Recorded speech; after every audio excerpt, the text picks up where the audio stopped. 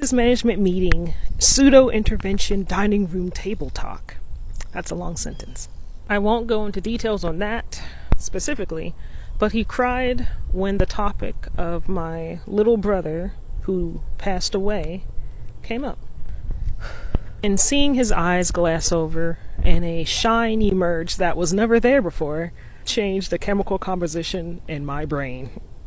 Because to sit there and realize that my father had removed himself from the abstract of death and refused to confront those feelings after all this time, only now to hear the name and to have nowhere to run or to hide, and now you're stuck within yourself with no other purpose but to cry.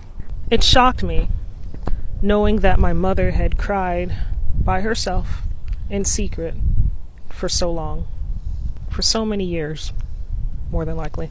And that was one of the 2 times I've seen my father cry, and that was just a few years ago.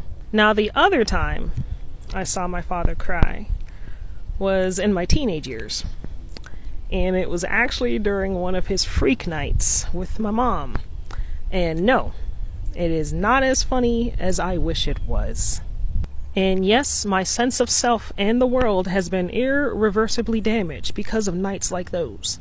But it was during one of those nights that my father grew bored of abusing my mother and drunkenly rounded me and my 2 younger brothers up and made us march into the basement.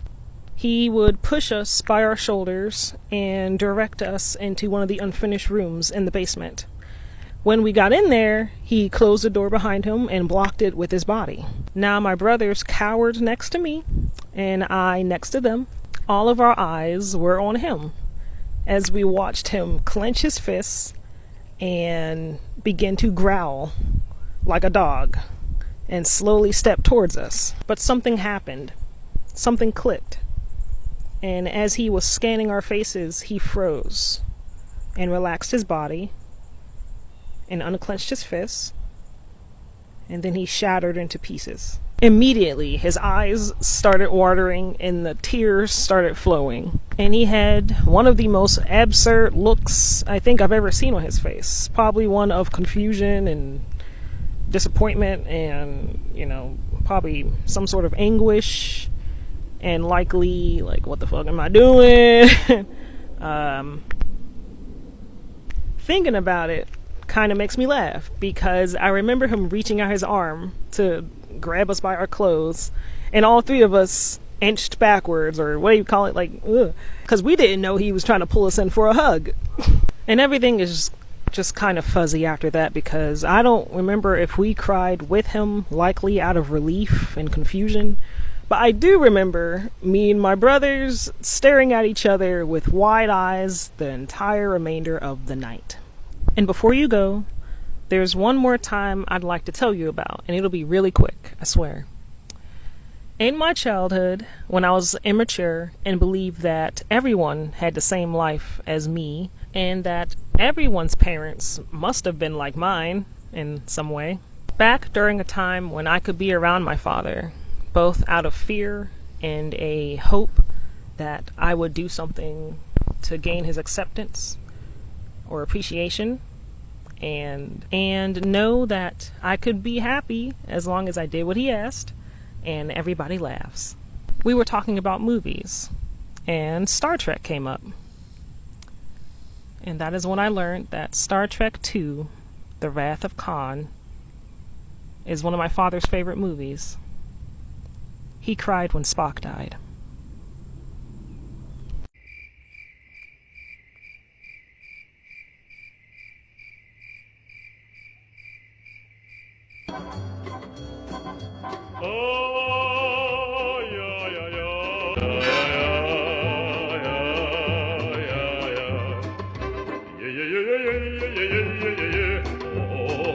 Something about the kitchen shocked me earlier, and it's about my mom, and I cannot get it out of my head.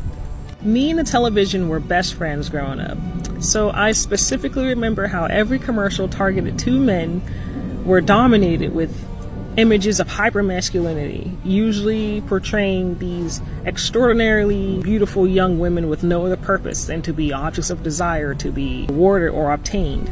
And the women and girls who did exist in these commercials were of course there to help enhance the appeal of the commercial and elevate a man's perceived status and desirability among his like-minded peers.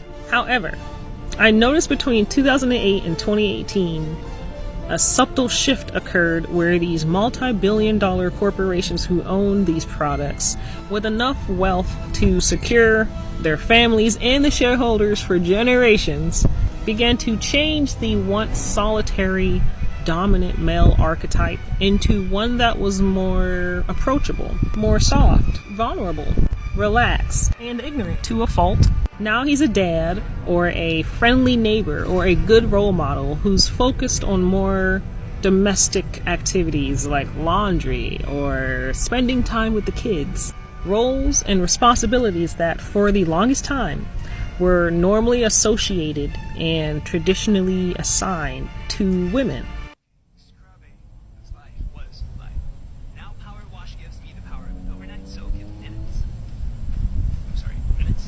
For mess, let the sun sit a few minutes before wiping. Even cleans the grill. Thank you. Now, I have only known my mother to be a traditional woman, subservient in all the ways that the feminine spirit has been broken down and categorized to fit into for women to exist solely within a world constructed for and by men. But as I was cleaning the kitchen earlier this morning, a detail stuck out to me. My mom bought another dish soap bottle. But every time she gets a new dish soap bottle, it always happens to be these Dawn Power Wash bottle with the trigger and the elongated stem handle part. I stared at the bottle. I studied the bottle. And I even sprayed it once to watch the white foam bubble up. Now here's the reason for this entire video.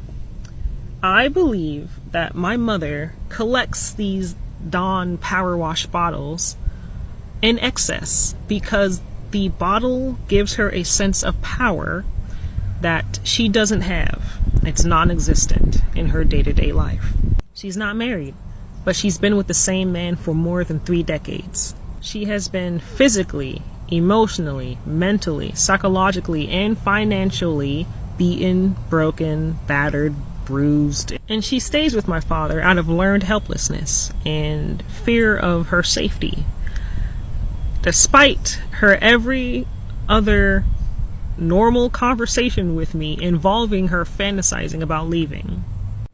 The trigger on the Dawn Power Wash bottle that my mom constantly buys, she has multiple bottles, I'm telling you, that trigger gives her hope, because I know that bottle was designed to appeal to men. When I pulled the trigger on the bottle, it required a bit of effort. Like, it's not like a simple like beep beep. No, like she washes the dishes so often and uses that bottle and presses that trigger so often. I honestly believe it makes her feel powerful or in control or gives her strength. And it's weirdly random thoughts like that that make me want to leave this realm altogether and stay just the same. Thank you for watching, and I hope the next video you scroll to is more entertaining.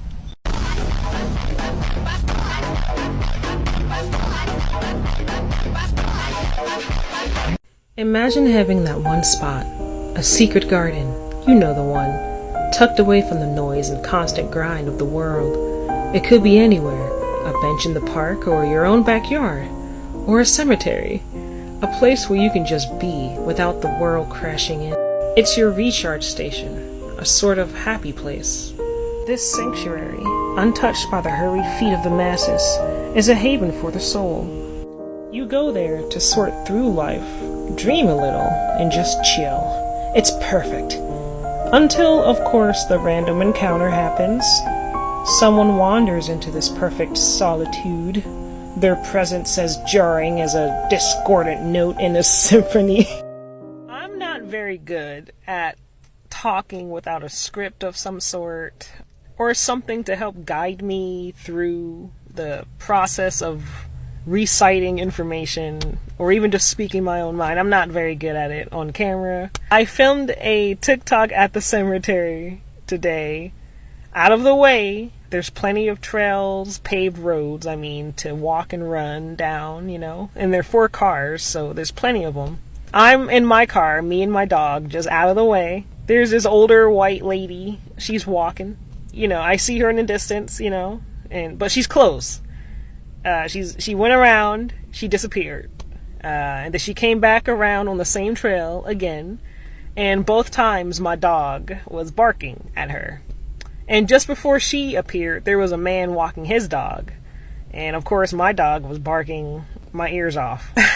Minding my business, my dog's in the car, I'm in the car, I'm looking down at my phone. I've been here at the cemetery for a while, just editing and recording. So, it's so funny to think about.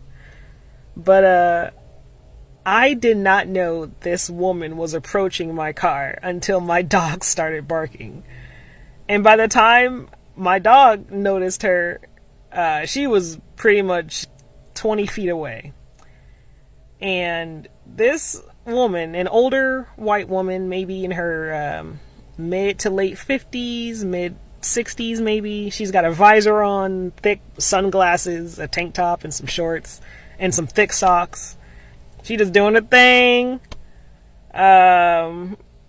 She approaches my car, and I had my door open to let the breeze in more. So I closed my door thinking she's going to keep walking by.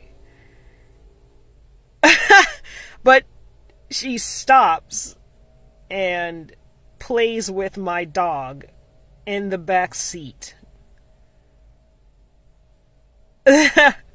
Okay. The thing that gets me is like, okay, that's fine. Like, if, you're walking by, you're like, oh, cute doggy, hoo, hoo, hoo, and then you keep walking. But this older lady legit stopped at my car, walked to my back door, stuck her hand, practically into the window to touch my dog. And my dog, my baby, she is barking the entire time. And it's only getting louder. She does not... Anyway, this woman's pretty much challenging my dog. Like, she's reaching out her hand and, like, snatching or snapping back when Liru kind of gets too close. And she said maybe 2 things, like, oh, you ate so bad. And then another thing she said was, like, something about having a cute dog. Like, oh, you're cute, blah, blah, blah, blah. And I'm sitting in the front seat just staring at her. Like, thing is, she stood at my car antagonizing my dog for like a good half a minute, 40 seconds. And I'm just sitting there I'm confused, but I'm what's the word? Like, this is surreal. She did not say a word to me. And I imagine she likely was scanning my car, like the front and back seat, because I couldn't see her eyes. She had the thick ones on. Like, she stood there for too long and didn't say a word to me. And the whole time, my dog is just barking. And I'm just looking at her. And then the funny thing is, I'm like, well, let me look away, look down at my phone, and then maybe, she'll stop and walk away. Keep going on her adventure for exercise, whatever. She doesn't. And so I look at her again. My eyebrows are like way up here at this point. I'm like, and I'm like, oh, hello, you must have a dog too. And then she's like, uh-huh. And she's still... So I look down at my phone again, and, I'm just waiting for this weird moment to end, because it's been going on for so long. Like... And then, she says something else about my dog, like, oh, you little boop, boop, boop, walks away. And then in my head, I'm like, she's going to say, like, okay, have a good day, or anything. I'm just like this. I'm just like, So, let's be real. I'm pretty sure that woman saw my car parked there, saw I was me. And even though I have a little chihuahua in my back seat, you know, I did not feel good about that. I guess if you could call it an interaction, I did not feel good about that at all. My dog did not feel good about that. She didn't even stop barking. My baby is the most friendly. She will run up to random people on the street, sniff their feet, and like, hey, you should pet me. And her tail's just. But this lady, she would not stop barking, even when the lady was like, "Oh, little baby talkish." Like she. And I get it. This is her neighborhood.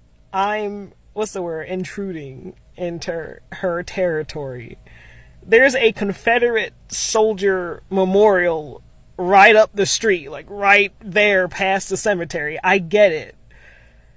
I threatened this woman's livelihood. She just had to be nosy.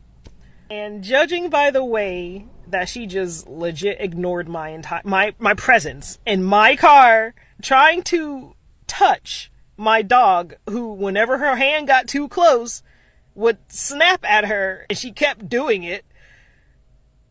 I feel like when she walked away, she was likely thinking something along the lines of, man, America used to be so great before people like me could just chill in empty ass cemeteries in your neighborhood, seemingly antagonizing your existence. What was that?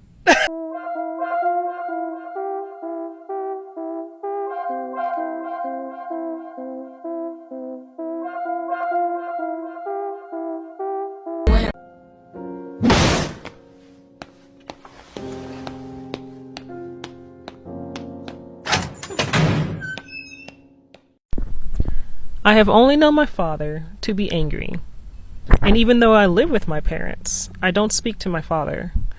But after so many years, it's easy for me to feel like there was more passion and weight and truth and understanding in every sigh than any word he's ever spoken. Even words of appreciation.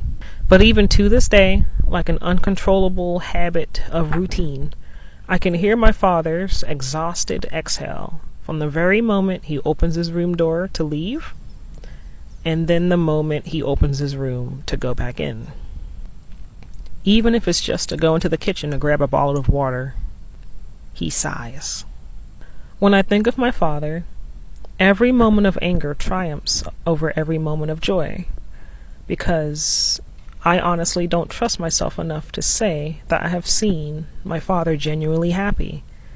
Because growing up, I knew that that moment wouldn't last long, and it could honestly change in an instinct. Even though I have always known my father to have been more emotional than my mother, anything deemed feminine or soft was demonized and perceived as weak or pathetic. Of course, any attributes or eccentricities that women in society are thought to naturally possess. So because my father never found a good outlet to express his anger, and he alienated himself from friends and family, and porn only made it exceedingly worse, he took his anger and silent frustrations out on us, his family, and ruined any chance any of us ever had of seeing him as anything different. But we will always know him as a provider. He provided for us. We had a roof over our heads. We had clothes. We had entertainment, media. Of course, we had food. And we had beds. And we had a dad. Thank you for listening and for simply being here. Will you date me? Breathe if yes. Recite the Bible in Japanese if no. はじめに神は天と地とを創造された。 What the? 地は形なく、虚しく、闇が淵の表 Is that にあり。 actually the Bible?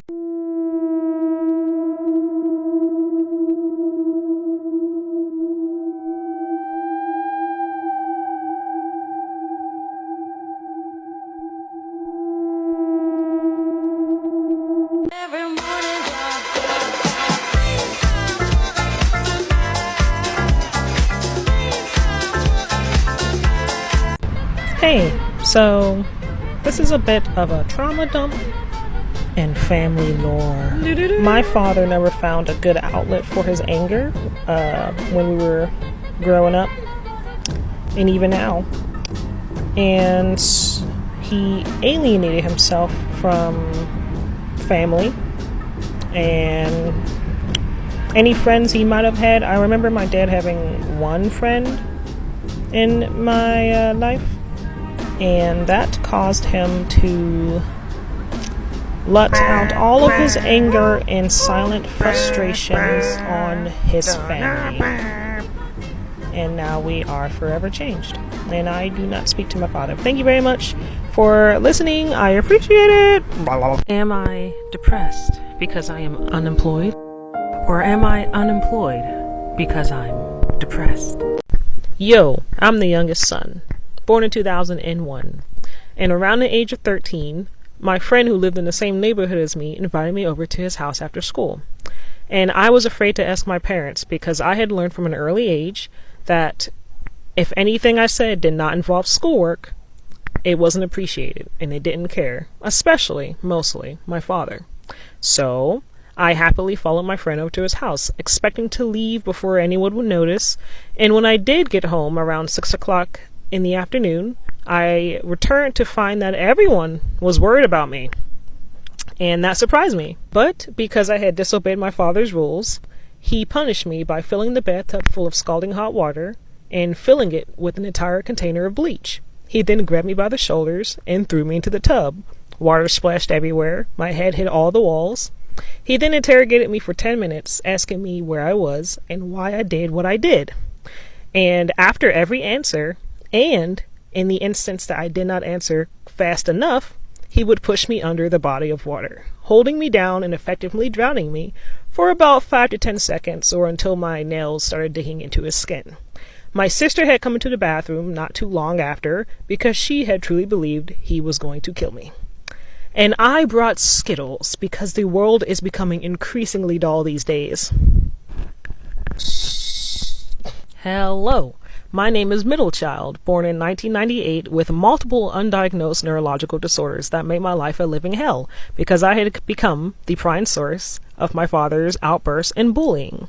And one day around the age of 12 years old, the day following the night before, when my father had incapacitated my mother so completely so she would not be able to stop him that morning, like other mornings, my father woke me, my brother, and my sister and forced us into the basement where he would have me, the middle child, remove all of my clothes. He would then duct tape me to a rusty pipe in the basement and beat me with an electrical wire for what felt like an eternity. After he had grown bored and uninterested with that, he had all of us sit with him in the dining room, and he made me sit directly next to him. And because I kept sniffling and tears were running down my face and I was violently shaking, he got annoyed and angered, and then he had me stand up.